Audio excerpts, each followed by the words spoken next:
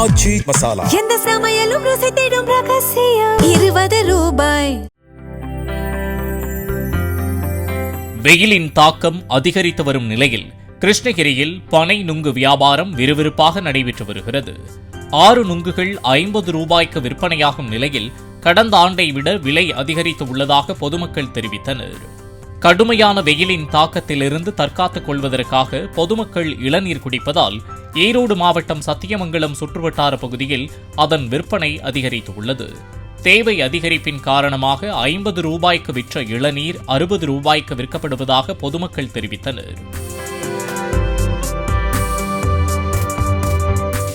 ஆச்சி மசாலா. எந்த சமையலும் ருசி தேடும் ரகசியம். 20 ரூபாய்.